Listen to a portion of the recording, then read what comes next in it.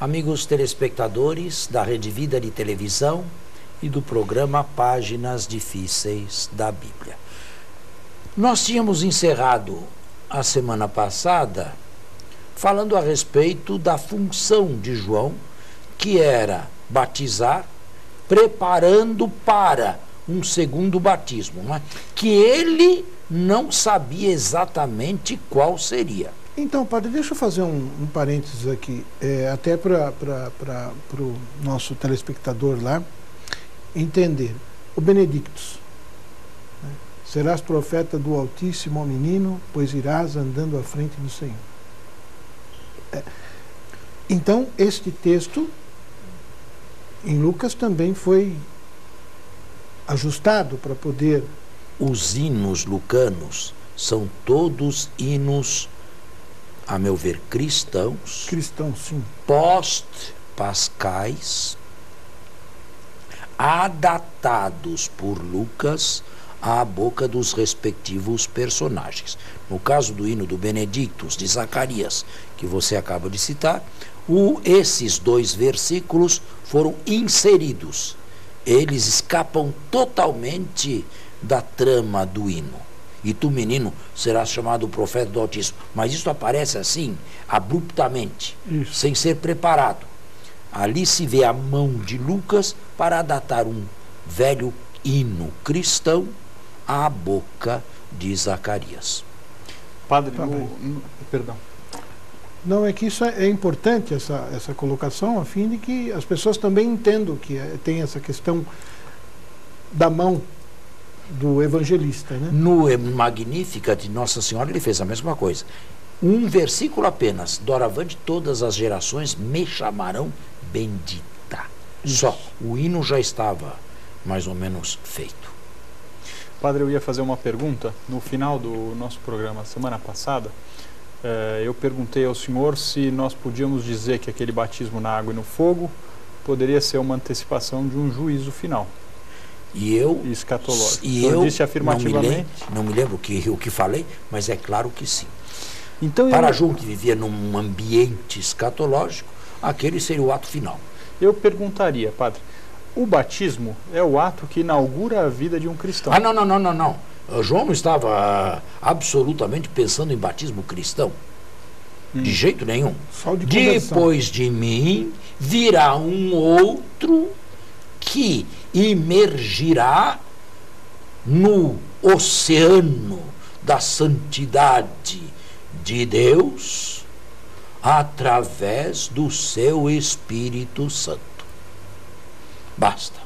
Ele falava de toda a existência. No fogo da santidade de Deus, através do que é o seu Espírito. Agora, eu fiz uma distinção.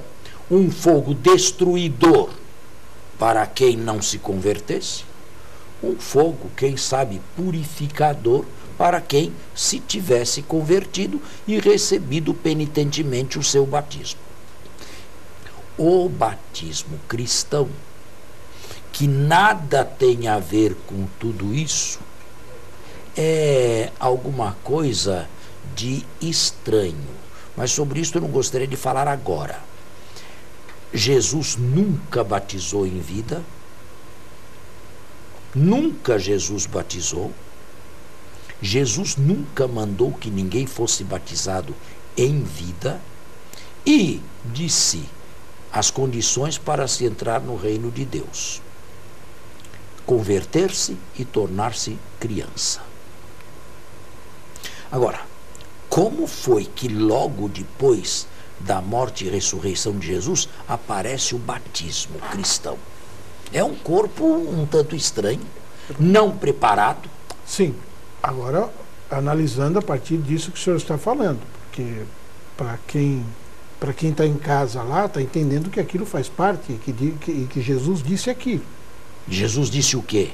E de batizar a todos. Não, mas isso é o Cristo ressuscitado. Isso. Em vida, Jesus nunca. Não, em vida não. Nunca. Em vida não. Mas nunca também exigiu o batismo como condição para se entrar no reino que ele estava pregando. Não. Por que que depois da morte e ressurreição aparece abruptamente o batismo na primeira geração cristã? Uma espécie de ingresso. Está aí uma questão aberta. Normalmente, se costuma dizer que foi vontade do Senhor ressuscitado. Mas existe um lapso entre o batismo de João, que terminou com a prisão dele, e o batismo cristão. Não houve exigência nenhuma por parte do Jesus terrestre, a não ser converter-se e tornar-se criança. E padre, para que não reste dúvida, quando o senhor fala então de batismo cristão e de batismo de João Batista, está falando de duas coisas completamente diferentes. É possível que o batismo de João tenha fenomenicamente preparado o batismo cristão, isto é, superficialmente, mas entre um e outro se interpõe a morte e a ressurreição de Cristo, e o batismo cristão tem a ver unicamente com a morte e a ressurreição de Cristo. É imersão na morte e na ressurreição de Cristo, não no Rio Jordão e muito menos Eles são parecidos no gesto, fisicamente. Só superficialmente. Somente isso. Mas no conteúdo eles são inteiramente diferentes. São antagônicos, inclusive. Agora, é claro, João tinha essa consciência. Alguma coisa ou alguém virá. E este alguém, se ele tinha a consciência de ser um profeta escatológico, este alguém, de certa maneira, encerraria no juízo de Deus esta história aqui. O problema de João é que, talvez, já da prisão, no final da vida, ele tenha recebido ecos da notoriedade e dos sucessos iniciais de Jesus. E aí deve ter entrado em profunda crise. Crise existencial. Sim. Mas afinal, eu preguei um juiz severo que está às portas e que punirá com toda certeza. Mas vem alguém aqui que fala de misericórdia, que fala de amor, que fala de perdão, que fala do juízo também. Fala, não posso negar, mas tempera enormemente essa pregação. Manda que alguns vão lá se informar. És tu aquele que há de vir ou devemos esperar um outro? E de dizer a João o que vistes e ouvis. O que vistes e ouvis. Os cegos veem, os surdos ouvem, os coxos andam, mortos ressuscitam. E um recadinho bem direto. Bem-aventurado aquele que não se escandalizar de mim. Essa é a resposta que Jesus manda a João Batista. És tu ou devemos esperar um outro? Uma profunda crise deve tê-lo assolado. Jesus não se comportava como ele imaginava que seria aquele de quem ele estava preparando em ultimátum os caminhos. Eu esperava um juiz que cobrasse de todos. Não que Jesus não tocasse na tecla do juízo, tocou, mas não exclusivamente ou quase que unicamente e ameaçadoramente como ele. Jesus não foi um pregador ameaçador. Ele preferiu ser um pregador de boa nova, de evangelho, de boa notícia. Padre, e agora fazendo uma evolução e vindo para os nossos tempos, outro dia eu tinha dentro da paróquia que eu frequento uma discussão que andava nos seguintes termos. Nós aprendemos a vida cristã através da apresentação desse juiz exator, desse juiz severo, ou nós aprendemos através do amor desse juiz misericordioso? Bom, em primeiro lugar, é claro que o amor é muito mais sublime do que o temor, mas em Deus as duas coisas vão juntas, não é? Então, Deus é amor, sim, mas isto não justifica ninguém a continuar pecando com segurança. Ele é amor, ele vai me perdoar com toda a segurança, ele não vai levar em conta o meu pecado. Isso é presunção de perdão, né? É pecar com segurança. É mais grave, né? Pior ainda, eu me adjudico a mim mesmo e antecipadamente o perdão. Antes de pecar, eu já estou certo do perdão que haverei de receber. Bem, eu costumo dizer, Deus pode, digamos, ser derrotado? Deus pode ser derrotado? Acho que não, né? Acredito que não. Eu diria, em curto prazo, sim.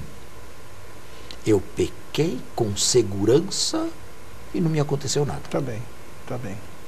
Continue. Faça o segundo, depois o terceiro, depois o 10º, depois o 20º, depois o 50º e vai ver onde vai parar. Não terá volta. A médio e longo prazo, jamais.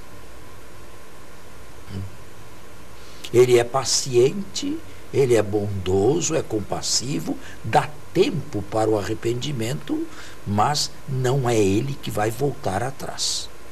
É o pecador.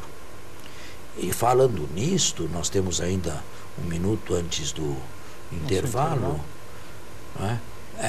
O pecado consciente não deixa de ser uma míngua, uma diminuição no ser.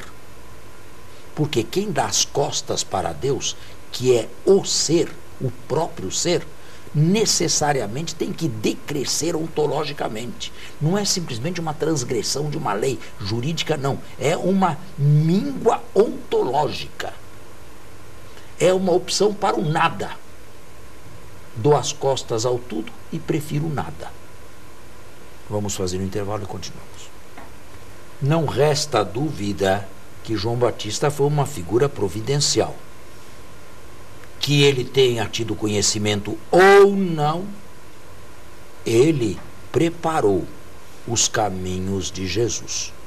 Tanto é verdade que depois que foi executado, bem mais tarde, depois da morte de Jesus também, os cristãos se viram na necessidade de trazer João Batista para o cristianismo. Trazê-lo. Por quê? Porque Jesus foi batizado por ele, porque ele aprovou a missão. Que fostes ver no deserto um homem ricamente vestido, esses estão nos palácios. Uma flechada em Herodes, Antipas. Que fostes ver um caniço agitado por vento, que fostes ver um profeta, eu vos digo mais do que um profeta. Jesus aprovou a missão de João, portanto, os cristãos, embora João tivesse deixado o meio-campo, a metade do jogo, tivesse sido executado por Herodes Antipas, tinha que ser trazido para o cristianismo. O final de João Batista é narrado por Marcos e pelos sinóticos. Mateus o acompanha e fala de uma festa de Herodes e tal, e de uma dança, e de uma mulher que depois lhe pede a quem o rei faz um juramento, pede-me o que quiseres, ainda que seja a metade do meu reino. É claro, isto aqui é um folclore. Este é o tipo de uma novela que se conta de casa em casa ou de esquina em esquina. Herodes jamais poderia ter dado um banquete numa prisão. João estava numa prisão. Herodes não iria dar um banquete no andar superior e mandar depois um soldado ir lá embaixo buscar a cabeça de João. A verdade histórica, o texto evangélico é novelesco, não tem importância nenhuma. É palavra de Deus. O gênero não é histórico, mas é palavra de Deus. A verdade nos dá mais diretamente, a verdade histórica, Flávio Josefo, que fala de Herodes Antipas, que sem muitos escrúpulos mandou passá-lo a fio de espada. E os cristãos, mais tarde, trouxeram João para dentro do cristianismo, mas precisavam subordiná-lo a Jesus. Então, transformaram João num precursor de Jesus. Transformaram João naquilo que ele não sabia exatamente o que ele era. É interessante, não é, padre? Porque quando se vê a figura de João Batista, pelo menos eu tenho essa impressão, a história de João Batista é teologicamente muito rica.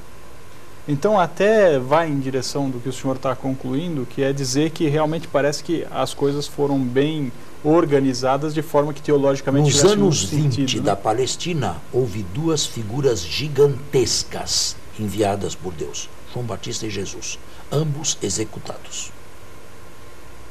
E a execução de João Batista foi um alerta para Jesus.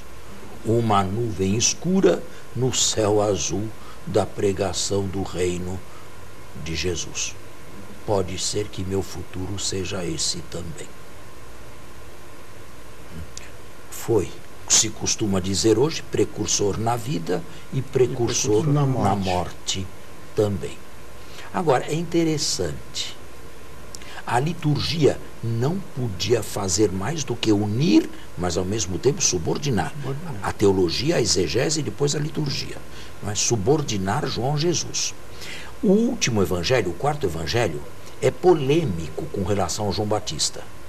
Embora ele reconheça a função, é polêmico. Por quê? Porque no final do século I, a época em que o quarto evangelho era escrito, havia discípulos de João, João deixou discípulos também, que não se converteram ao cristianismo e que se opunham ao cristianismo. Houve.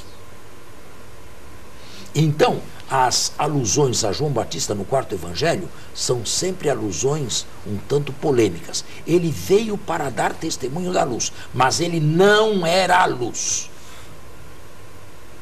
E ele era apenas uma lâmpada a brilhar. Não pode, não deve ser confundido com a luz do mundo. E as últimas palavras do Batista no quarto evangelho são: ele, Jesus, deve crescer e eu diminuir. E sai de cena definitivamente. E a liturgia, mais tarde, levando isto em consideração, colocou a festa, a solenidade do nascimento de João Batista no equinócio do verão, no hemisfério norte. Isto é, 24 de junho.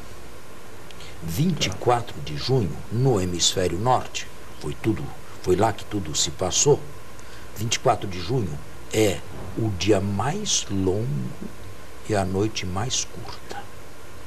A partir daí, as noites começam a se encurtar e os dias a diminuírem. É necessário que ele cresça e eu diminua. João Batista é celebrado no solstício do verão, 24 de junho. E exatos 6 meses depois, no solstício do inverno, quando a noite é mais longa, o dia mais curto, mas depois vão se encurtando os dias, o nascimento de Jesus. Que não deixa de ser uma alegoria linda, né, padre? A liturgia fez isso. Fez muito bem, fez muito bonito. Mas quem é que conhece isto? É. E depois, isto vale para o agora muita gente, padre. Isto vale para o hemisfério norte. Umas centenas de milhares, pelo menos. Não vale para o hemisfério sul, não é? Bem, mas com isto também, eu creio que cheguei ao final da figura de João Batista, que foi executado, decapitado por Herodes Antipas e enterrado pelos seus discípulos. Encerrou-se. E Jesus, agora após a morte do Batista, retoma a pregação a respeito do reino dos céus. Agora, antes de falar nisto, seria preciso falar de duas coisas. Primeiro, do batismo de Jesus por João. Isso eu não falei. E, em segundo lugar, das tentações de Jesus no deserto. Sobre isso eu também não falei. Não. Padre, o batismo de Jesus aqui tem que ser o batismo cristão. Não, claro que não. Evidente que não. Como não? Jesus foi batizado como Por qualquer João um ali. Batista. Por João Batista. Se esse batismo fosse o batismo de julgamento final, a que sentido ele teria sendo feito em Jesus? A respeito dos motivos psicológicos que levaram Jesus a ser batizado por João, nunca saberemos coisa alguma. Há O que teorias, levou né? Há Jesus, coisas que o dizem. que levou Jesus a ser batizado por João, nunca saberemos. A consciência que ele tinha daquele ato, nunca saberemos. Mas o que se diz a esse respeito? Agora, uma então? coisa eu posso saber, posso dizer, que graças a isso, o fato é histórico, Pois é. porque cria problemas. E jamais a igreja teria inventado, veja como os evangelistas são honestos, jamais teria inventado um fato desse se não tivesse realmente acontecido. Porque criou problemas para a igreja desde o começo. E à medida em que a cristologia avançava, os problemas ainda eram maiores. Em Marcos, João batiza Jesus e acabou. Mas hoje Já Mateus cria um problema e coloca na boca do Batista. Mas hoje, Sou eu que preciso ser batizado por ti, tu vês a mim. mas isso é problema ainda hoje. Você encontra pessoas que dizem, olha, Jesus foi batizado, abre isso num curso de batismo, por exemplo. Por que Jesus foi A pessoa batizado? diz, aí tem que explicar isso daí. Mas a questão é, a pessoa vai, muitas pessoas justificam a busca do batismo porque Jesus foi batizado. Jesus foi batizado. Talvez teologicamente, Olha que coisa. talvez teologicamente, nós possamos dizer que Jesus quis se misturar com os pecadores que ele mesmo veio redimir. Agora, isto aqui é uma suposição. Isso. Que Mas- Jesus tivesse isto na consciência é absolutamente Mas isso o impossível. colocaria em assemelhação ali, de forma analógica como ao batismo cristão. como um pecador que espera pacientemente a sua vez na fila de um confessionário. Mas seria o batismo cristão. Não, claro que não, seria o batismo de João. Não. Seria o batismo de João, não havia batismo cristão. Houve o batismo de Cristo, mas não o batismo cristão. Mas fica o problema fundamental de se buscar entender por que batizar alguém que é Deus. Mas No esta batismo consciência de João. ninguém tinha. No momento em que isto aconteceu, ninguém tinha. Esta consciência não, esta consciência é a posteriori, vem muito depois. Vamos encerrar por hoje, não é? Mais uma vez, chegamos ao fim, eu agradeço a audiência, recomendo que este programa seja escutado, se não ao vivo, depois podem acessar a Rede Vida Shop, o shop eletrônico da Rede Vida, e ouvi-lo com mais cuidado ou mais atenção. Muito obrigado. Um bom domingo a todos e até o próximo domingo. Bom domingo a todos e até o nosso próximo programa.